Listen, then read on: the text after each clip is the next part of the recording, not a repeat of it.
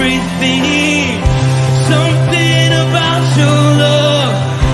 Something about your love changes everything.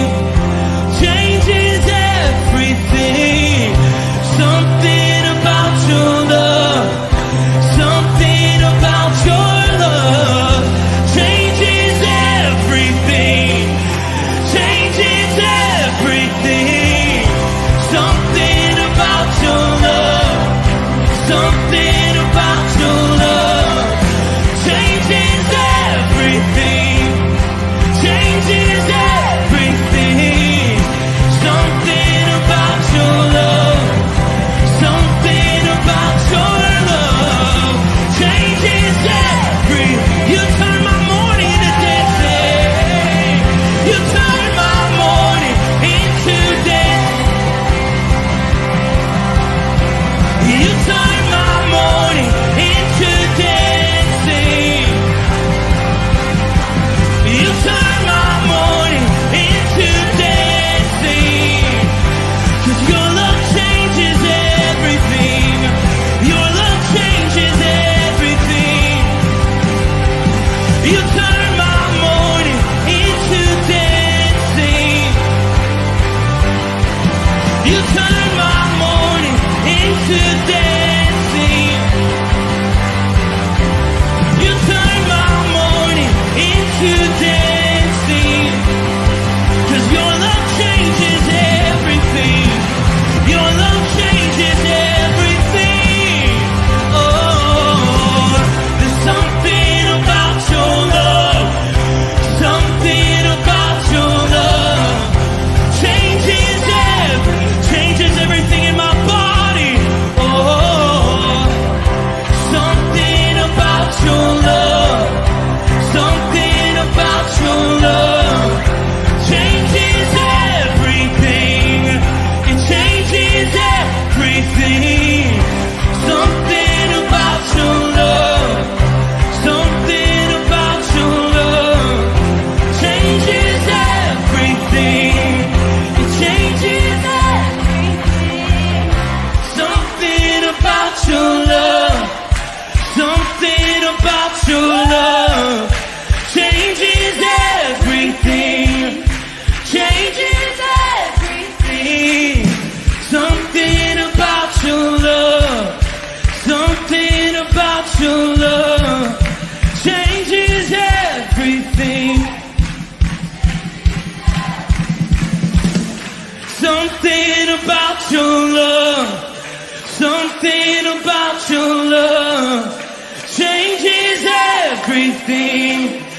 Changes everything. Something about your love. Something about your love changes everything. Changes everything. Something about your love. Something about your love changes everything. You turn my morning into dancing. You turn my morning into dancing. You turn my morning into dancing. You turn my morning into dancing. You turn my morning into dancing. Something about your love. Something about your love changes everything. Good morning and blessed Thursday morning, Firmly Rooted family. It is good to have you on board. It's good to be doing the devotions together. And at 8:30, we are strengthening our roots, right? We're Firmly Rooted Ministries. We seek to firmly root ourselves in God's unconditional love and His eternal truth. I believe those are the two things that existed before sin began to tear everything apart. Those are the two things that existed when Jesus came and started His new kingdom.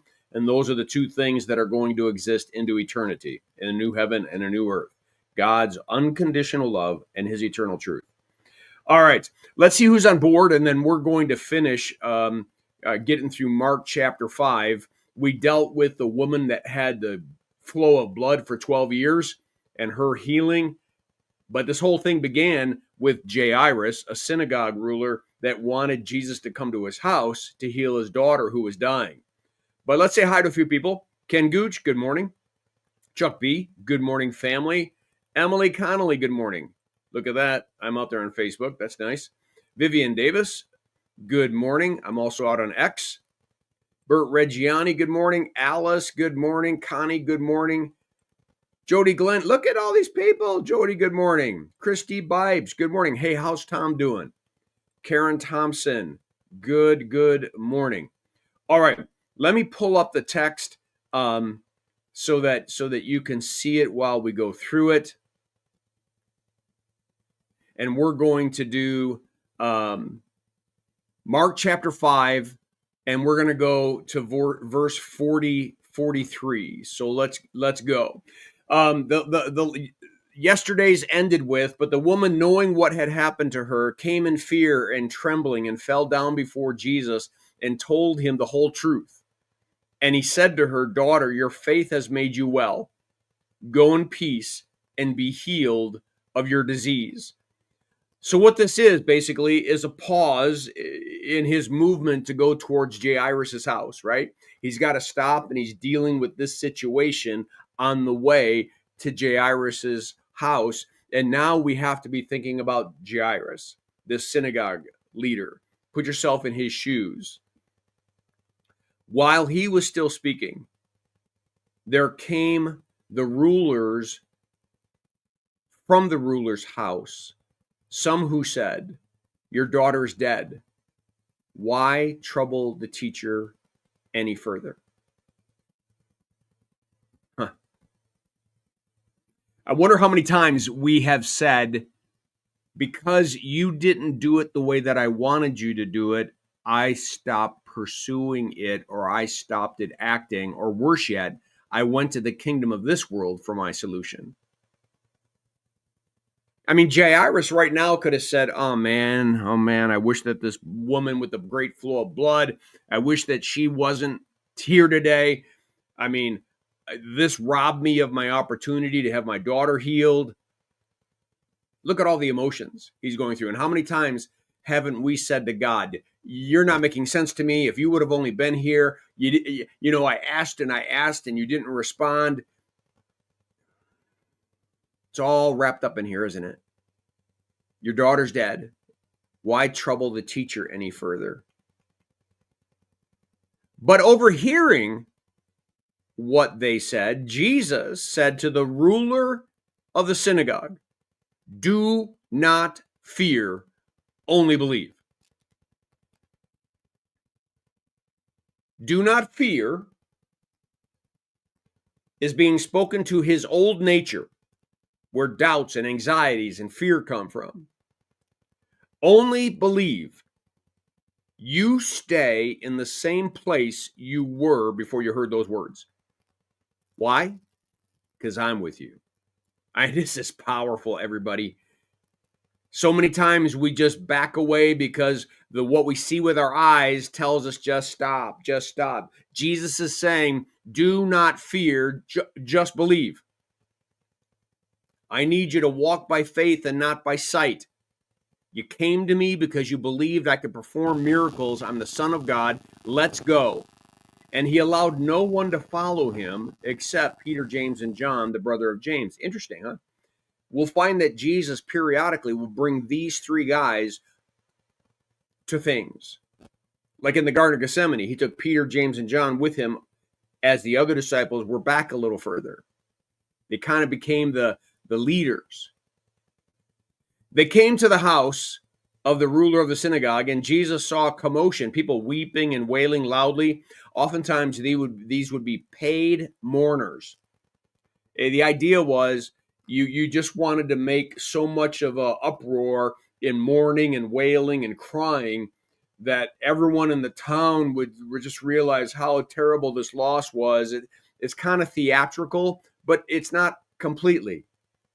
It's just the way that culture mourned. But like everything, they sometimes made it into, I don't know, a show. Like we can make things into a show. And when he entered, he said to them, "Why are you making a commotion and weeping? The child is not dead, but asleep." Well, they know the child's dead. Heart's not beating, lungs are not going in and out. They know the child's dead.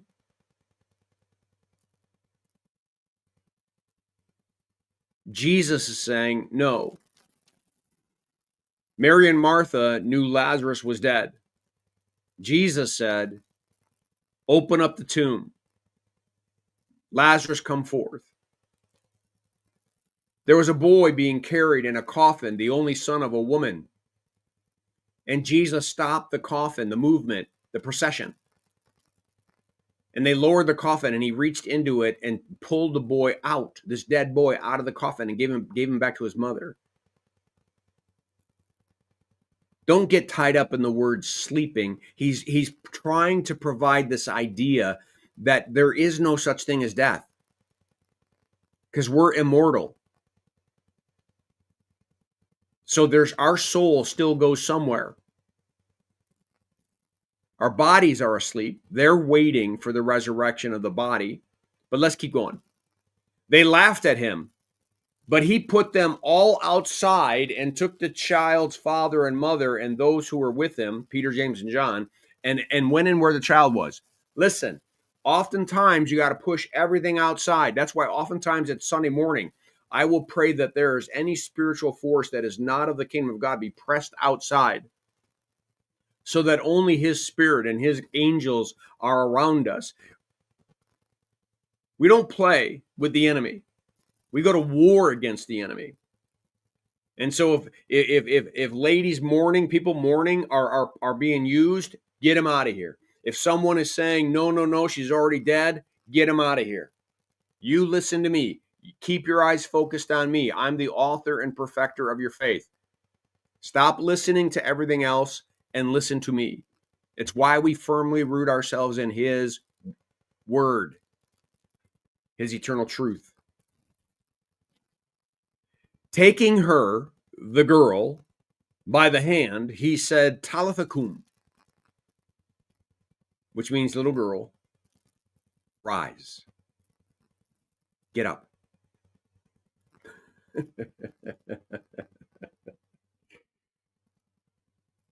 All he has to do is say a word, and it happens.